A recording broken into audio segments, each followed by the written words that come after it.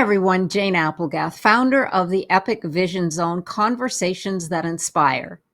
Each show we offer you an inspiring person or message to bring you closer to your big dream so that you can live your epic life now. Thank you for being here. Be sure to listen to the audio version on your favorite app. And if watching on YouTube, be sure to go ahead and subscribe so you never miss an episode. Brene Brown wrote, "Authenticity is the daily practice of who we think we are supposed to be and embracing who we truly are." Dr. Monica Cox teaches individuals how to live life authentically so that they can emerge confident and whole. She is a disruptor, trailblazer, change agent, and leader who believes in living an authentic life. Growing up in rural Southeast Alabama, Monica was raised by her educator parents to persist in the face of personal and professional adversity.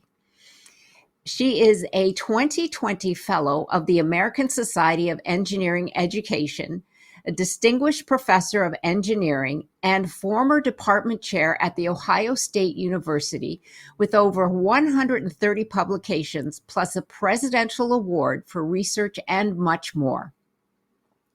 As a coach, professor, and consultant, Monica guides clients in areas of career development, DEI, and business strategy.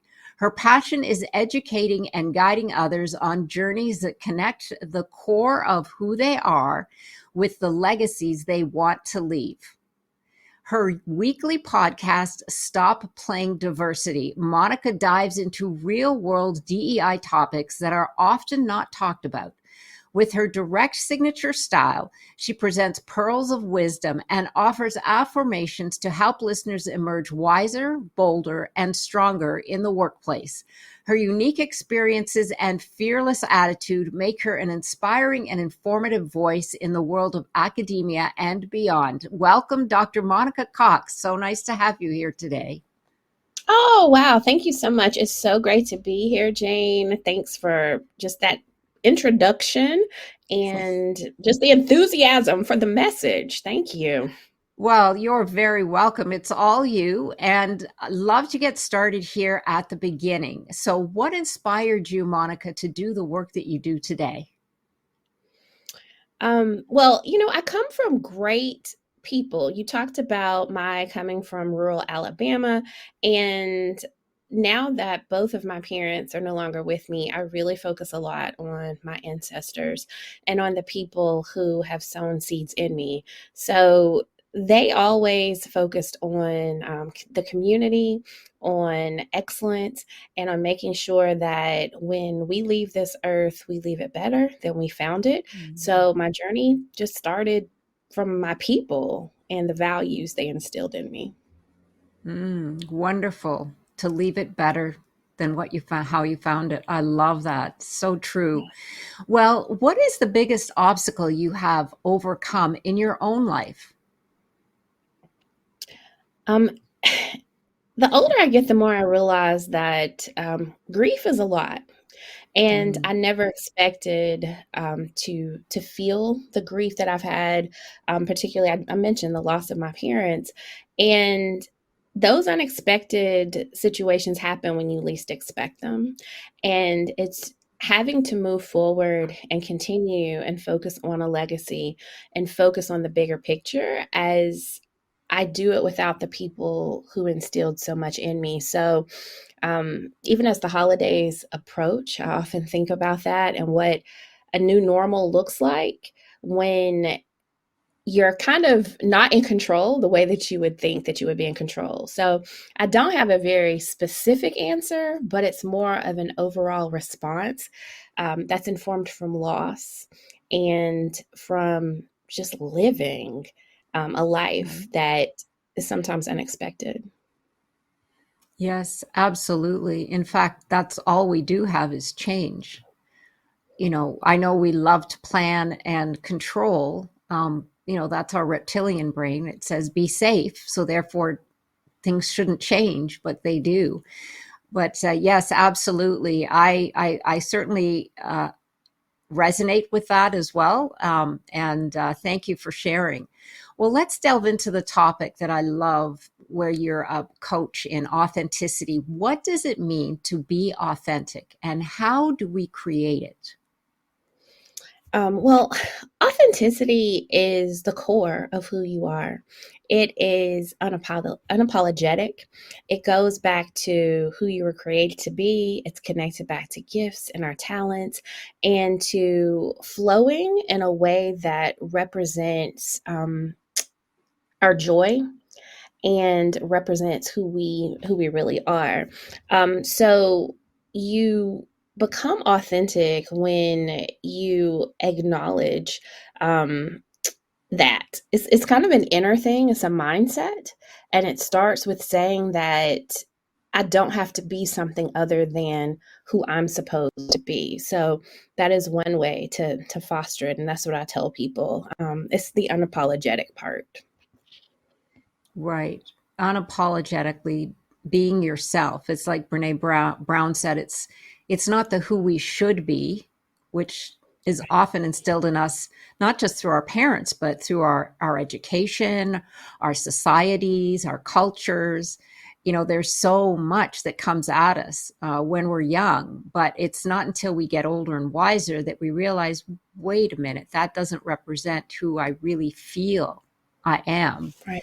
And therein lies the core, right? So, yes, absolutely. And it's not an easy journey. Authenticity is, we're discovering our authenticity, right? All the time. Yes. Yeah. Absolutely, and it does come with rejection sometimes. Mm, I think yes. that's the risk that you take, where you show up without the mask and without pretense, and sometimes people don't like that, but you have to enter and say, "This is who I want to show up as," and it's their problem if they have an issue with my authenticity, not mine. Right. Yes. And that takes practice because we all like to get along, or at least some of us. But anyway, thank you so much for that insight because, yes, I agree 100%. So I know we touched on this a little bit, getting through challenges, because we talked about, some of the an obstacle that you've mentioned was one of them was grief. So how do you guide your clients through challenges? Well, I think it comes back to that core of authenticity where you have to be honest about what your challenges are in the moment. So I really want my clients to get back to their core. I want them to think about who they ideally want to be, independent of a workplace or the views of people around them. And once we get to that core, we're able to then figure out how we can navigate. Our journeys, how they navigate their journeys across their personal and professional lives. So it comes back to that core that I continue to move back through. And I think so often we lose it because we are distracted. So it's about clarity. Yeah, I love that. We're distracted. And these days there's even more to distract us. We need to have those blinders like they put on horses so that we can just see through, this way and focus because you're absolutely right. There's so much to distract us these days. So explain performative and authentic diversity and how to move from one to the other. I'm really curious about these. Yeah, so performative diversity is often saying what people expect you to say. It's the lip service, sometimes it's the checklist that we see. And it's just what it is performing. It's like a form of acting. And when you're thinking about authentic diversity, it's admitting that you aren't perfect in this journey. It's saying that you have more to learn. It's acknowledging when you fail or when you get something wrong. And it's really focused on systemic change, not just a me focus, but it's an others focus. It's making sure that, as I said at the beginning of this session, we leave the earth better than we are. When we truly care about people and we're doing what we can within our power to make sure that they are included in larger society, that's our move to authentic diversity. Mm. Yes, now it's very clear. It's almost exactly what you were teaching about ourselves being authentic, where the performative Yes, is ticking the boxes almost. You know, you've got your list and it's like, okay, I've done this, I've done this, I've done this, but you're not really looking at the authenticity of, okay, well, outside of the boxes, what else is happening? And is that exactly. really at the core of what we're representing here? Yeah. That makes Yes, and it complete involves risk. sense. Go ahead. Oh, I'm sorry. I said, and it involves risk because it Ah, goes back to not really knowing how people are going to respond to it. If we say that we didn't get something right, is someone going to penalize us for it? Are they mhm. going to judge us? And when you come back to your core and you understand your purpose for doing what you do, you're bolder and you're more comfortable being authentic in your diversity, equity, and inclusion journey. So it comes back to you Abs- as a person and the mindset. Absolutely. You're absolutely right because then you're standing strong in what you believe in. And then it's it's what you want people to understand, that this is where I am and this is why I'm Yes. saying what I'm saying. Exactly. Well, we Mhm. often identify with the job that we do. So how do you help clients separate their identity from their jobs as they do the work that matters? Even though I think people should separate themselves from the job, I think when you're thinking about authenticity and who you are, you still bring elements of yourself to the job, or at least you hope that you can bring elements to yourself, to that job. I think where you have to separate, however, is when there's harm to your core. When Mm, you are being broken down because your authenticity is not accepted in your workplace or in an environment, that's when you have to really go back to your affirmations. You have to go back to who you are and knowing that you are enough, and that maybe it's the workplace that is the issue and not you. Maybe there's misalignment, but you can never let that place break down your core. mm. Absolutely. It's a journey that I went through when I had my first full-time job as a stockbroker. Mhm. And it was very I was very successful and I made a lot of money. And 5 years into it, I was like, this doesn't resonate. I mean, I didn't know all of this then, and this was back in the Right. day when people didn't talk about mindset. They didn't talk about core, why you do things. And I just knew that it didn't feel good. And I quit. I left the industry and people were like dumbfounded. They're like, why? You're so successful. You've got a great book that you've developed and you do very well and blah blah. And I'm like, I couldn't explain it at the time, but I know exactly what you're saying. It's when the work doesn't resonate, something doesn't feel right, and that's Exactly. because you're out of alignment. Right, you're out of alignment with your core, with your you could say your values or what's instilled in you and who you really authentically are. Absolutely. Yeah, Yeah. I can associate with that completely. So, leadership development, give us some insight into your leadership development coaching, because this is an area where women now are stepping into and stepping up to this platform. Right. So it comes back to the theme that I've continued when we're talking about authenticity.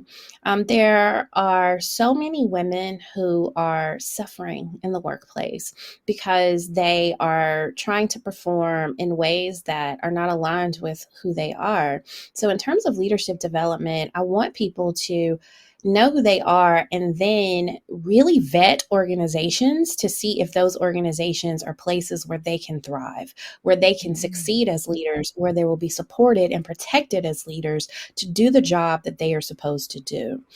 There's even literature that talks about the glass cliff and people being pushed off of that cliff in organizations that are not ready for assertive women, or are not ready for women who are going to actually do the job and make sure that the environment is equitable. So the leadership development comes back from just constantly reflecting and understanding when a move is made, similar to the one that you mentioned in your story. We want to be whole. We want to be bold. We want to be there for ourselves and for our families and for our communities. And sometimes that means that we move as leaders in a really different way. So that's what the development is about. It is about centering the people I work with and seeing that as not being selfish, but actually something that is going to preserve them and really help those who they are leading in the process. I love that. So that's your homework when you're looking for jobs. It's not always about you being interviewed, but you vet the organization as well so that Yes. you can see if there's alignment there. You know, when I was younger, we never did that.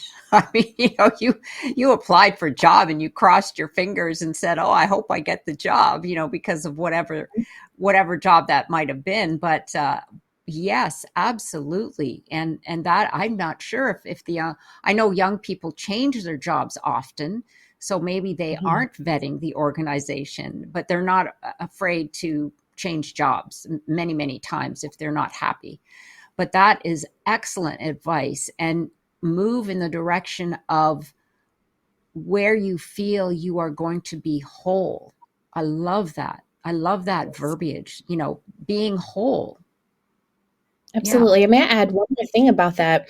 I think it's also looking beyond the titles and the Mm. accolades. So often we think that if we are in a certain position, a CEO position, or in higher ed, if I'm a president, a provost, or a dean, then that means that I have arrived.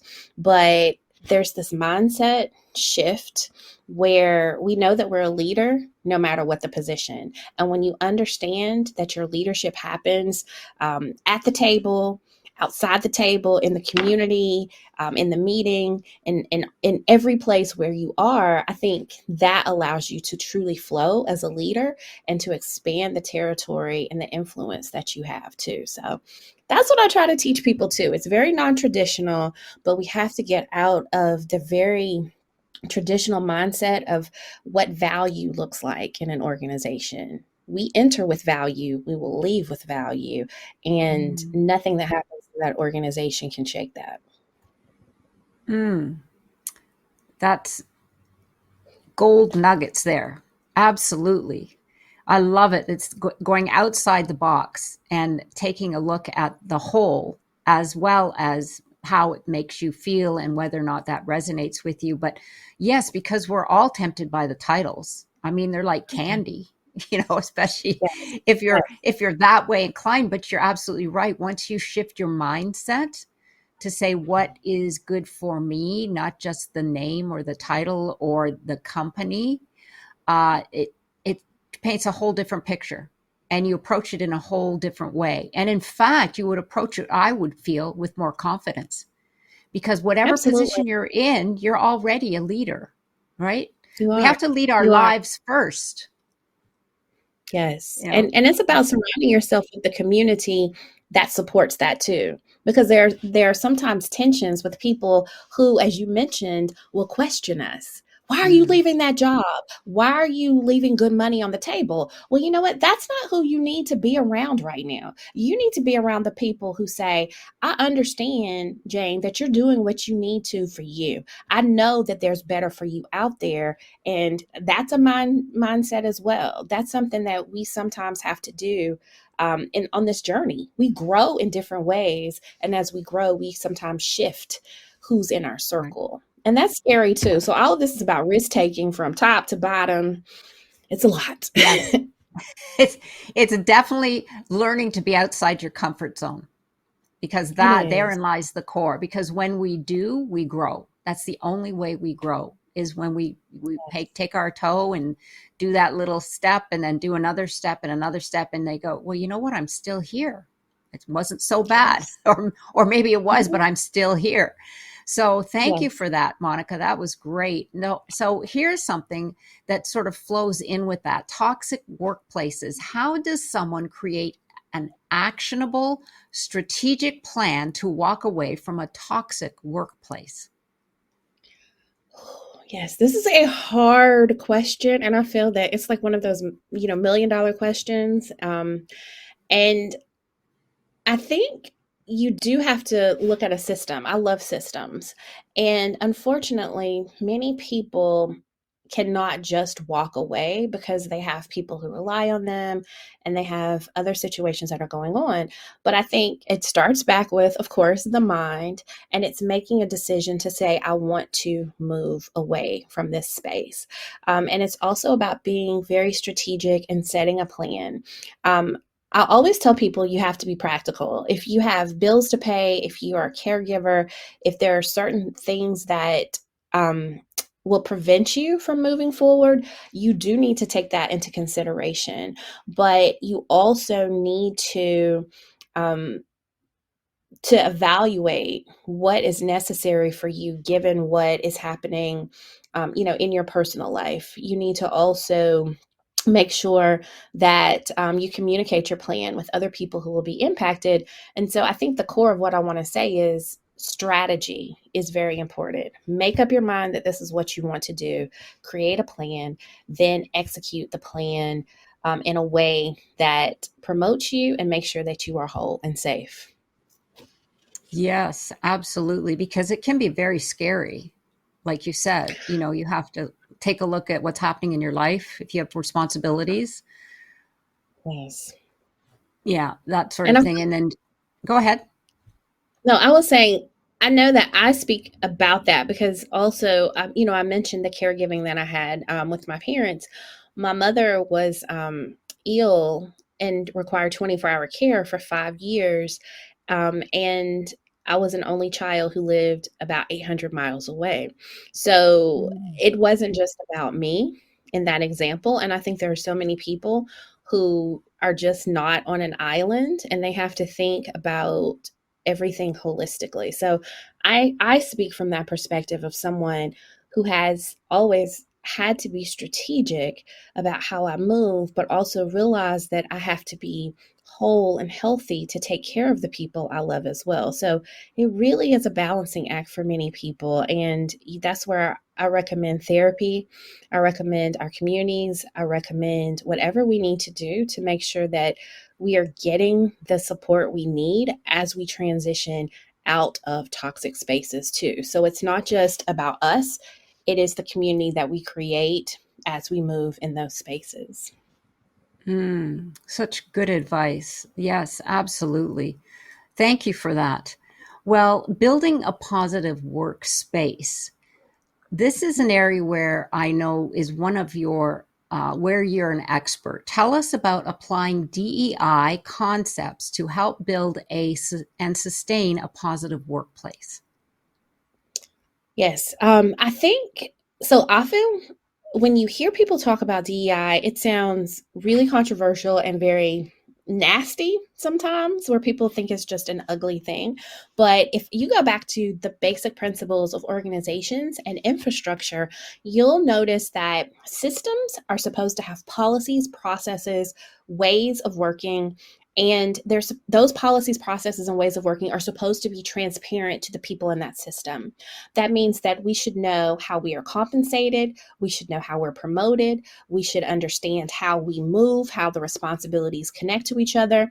And DI in a workplace is about that clarity. It is about making sure that people are safe. I say this all the time in the environment, that they know what the expectations are of them and they know what it takes to move in that community of work. So, I kind of want to present it there where it's making sure that what we say and what we do is real for everyone in an organization. For example, looking at pay, we want to make sure someone's not getting paid more just because of their gender. We want to make sure that if there are complaints, that everyone's complaints are listened to and that they are responded to in a way that is equitable. And so it really is about the consistency. It's about accountability. It's about the infrastructure, and it's about clarity. Mm. Yes, when that's a great way to look at it and to bring it forward because you're right. I mean, there's been so much talk about DEI and a lot of people, hear those words or those initials and they're either, you know, they have one side or the other side, and the way you've just described it is absolutely the way that it should be presented because like you said, putting systems in place so that there is accountability for whatever side it might be, whether it's pay, whether it's vacation time, et cetera, et cetera. The job itself, absolutely. Yes, thank you for that insight. That was a really good explanation. So, life strategies. What are some strategies and tools that we can use to enhance our personal and professional life? I think I love reflection. I love assessment. I love evaluation. And I love just taking time to process the lessons that we've learned. I'll use the pandemic as an example. Mhm. It's something that all of us went through. And I'm sure that it impacted us in different ways, but it impacted us. And for some people, they're slowing down. Other people are moving outside of their work environments. But I think when something like that happens, we have to deliberately place time, put time aside to reflect. What does this mean for me now? Where do I go next? Who am I as a result of this? Who do I want to be in 5 years? Is there something that, is there someone I need to add to my life? Is there someone I need to remove from my life? And it's just simply reflecting. Mm. Interesting. We don't give ourselves the time to reflect. Therein lies the conflict, right? We go, go, go, go. And in this world today with even more distractions, we don't give our I call it the space. I call it static because there's always something going on. And it's in the stillness that we find the wisdom. And Absolutely. that's something that the reflection, when you sit down and go, okay, this has happened, and where do we go from here? What do I feel fits me now? Because you're right, absolutely, things have changed completely. The workplace, the workspace, Mhm. individuals' lives were, I loved working at home. I didn't love working at home. I Right. gas prices have, I mean, these are some of the things, now I spend more money getting to work. A lot of the schools have canceled their after hours programs.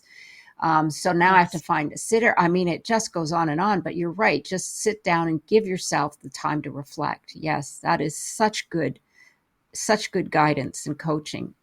It sounds Yes. And one simple. of it Go ahead. does. No, and I But was it's saying not. one other piece about that. Absolutely. It's about the peace that comes with it too.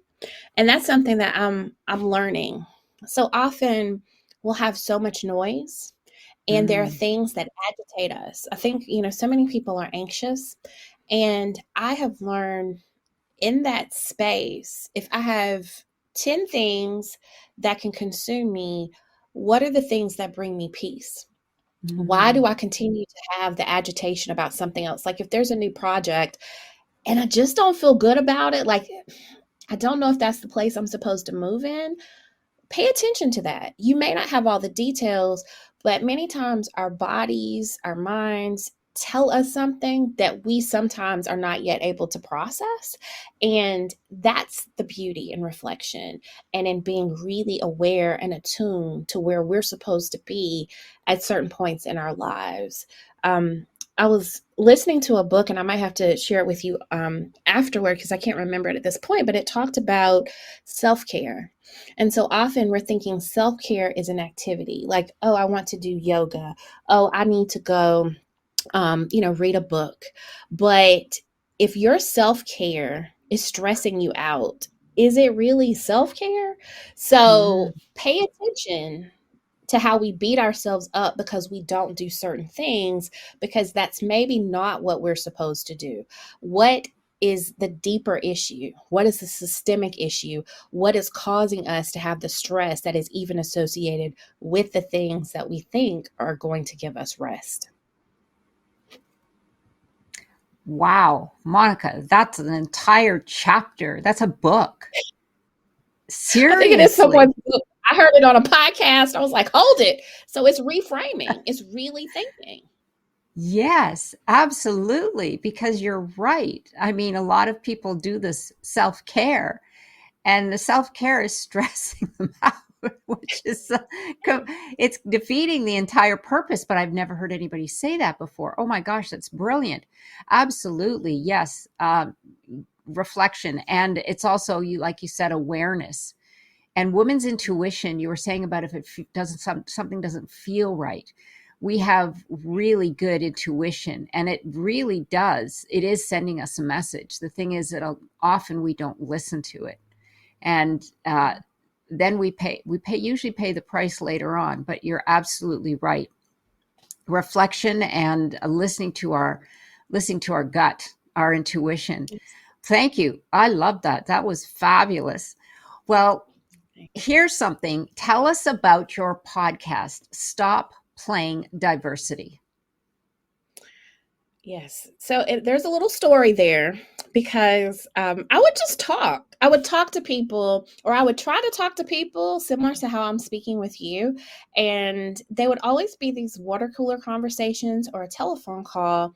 And people just kept telling me, you need to share this with the world. There are nuggets, there are things and insights, ways that people need to think about life that are not happening at work or in their environments. And that's when I would literally just get my phone, use an app, record what I said for maybe 5 or 10 minutes, and upload it as the Stop Playing Diversity podcast. Remember, I told you about stress. That was one other thing. I was thinking I didn't have a production team, I didn't have an editing team. Oh, I cannot do the podcast. But I found a way to make it very simple and just share information. So, 80 episodes later, I now have episodes that are really addressing issues that people are facing, but maybe thought they were alone as they were engaging. So that's what the podcast is about. It's me sharing my heart with people and hoping that they know they're not alone as they navigate work and as they try to transform systems. Mm, thank you for that. And everyone, check it out, because it sounds, I love that you say that they're little snippets, because, those are often a lot more powerful than, going on and on a particular subject, which we know many people can do. But yes, absolutely. Yes, when you've got a point, you get to it. And I'm sure it resonates with so many people because it is very popular. So tell our audience where they can connect with you, Monica. So I am on all social media platforms at Dr. Monica Cox. I am also a new author, so I write fiction and nonfiction. So you can find me at author Monica Cox as well. You can email me info at drmonicacox.com, where I have my website. I have a lot of offerings, and I'm just always available via DM on social media. So read something on whatever platform, because my message is different across platforms, and use whatever information I share to think and to hopefully live a more authentic life. Mm. Well, thank you for that. I didn't know you wrote fiction as well. What genre is it? It is women's literature, And it's a love story, kind of romance a little bit. And it comes back to women at work, a woman at work who was an engineering professor, and there was a little bit of toxicity, and she had to make a choice as an entrepreneur about how she wanted to move forward. So my first book is called Legacy Unleashed. Unleashed is a little spicy for anyone who needs to know, but it was also about healing. Like, I did not know that I could write fiction, but I ended up getting a publisher who accepted it, and I have just submitted my second book, which will be released on February. Well, I don't know if I could put the date, but in 2024, and it's a new thing. It is therapeutic. It is my self-care. It is my reflection. And, linking it back to what I said earlier, sometimes we just don't know the gifts that we have until we're silent. And you just realize, I'm going to try this and I'm good at it. So in this space, I realized that as an engineering professor, as an entrepreneur, I also can write fiction that is accepted by real publishers and resonates with a larger audience. So go figure. Good for you. I love it. And you're right. You know that you don't know what you can do until you try. Yes. Absolutely. I agree 100% because when I started the Epic Vision Zone, I had no idea I'd be doing it years after COVID. That's when I started it. And I said, well, I'll give it a shot. And I was nervous and stilted and whatever. Now I just thoroughly enjoy it because it's all about learning. It's all about connecting with new individuals. And it's all about sharing that information and those resources with other women, telling their stories so that, like you said, where you realize and you're not alone. Or there's those tidbits of vital information or an aha goes off. And I just love that because every time I speak with individuals like yourself, I learn something too. And I'm not the only one that must be filled with joy when I learn something because learning is growing. So absolutely try it before you say you don't like it or you can't do it. So kudos to you. That's fantastic. I've got to get my hands on one of those novels now. I'm really curious. Thank you for sharing. Well, Monica, if there was one critical message you could share with the world, what would it be? I said this recently, and it's about healing. I mentioned grief. I mentioned, just so much is happening in the world. And Mm, I've met so many people who are hopeless. And I think that's a part of my message too, where I want to connect with people and tell them, even if they can't see what the future looks like, there are possibilities. And I just want to tell people to stand, even if um, the days look dark, even if they don't yet see what they want to see, because you stand one day and the next day you stand, maybe you will run one day, and one day just complete the marathon that you never thought that you could complete. So it's about little snippets of success. And even when there's defeat, knowing that a new day is coming and you can make it. So it's encouragement. That's what I do. Like at the end of my podcast episodes, I give affirmations because I feel that mm. people need to speak to themselves. They need to remind themselves who they are. And that is the nugget. We are enough, always enough, no matter what happens. Just continue. Right. Absolutely. Well, thank you. That was absolutely beautiful. And because we're here on the Epic Vision Zone, I have one last question. If your life were an epic story, what would the title be?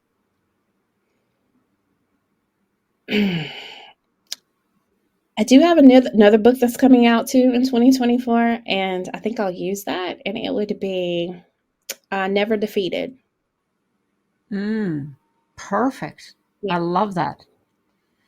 Yeah. That fits in with exactly what you were just saying about every day take another step. And even if it's a setback, the next day will be another step forward. Absolutely. Never defeated. I love that. Well, thank you so much, Monica, again for joining us here today. And once again, for information to connect with Monica, you can go to the Epic Vision Zone bio pages where we will have all of her contact information and her social media. So be sure to check that out and follow me on Instagram.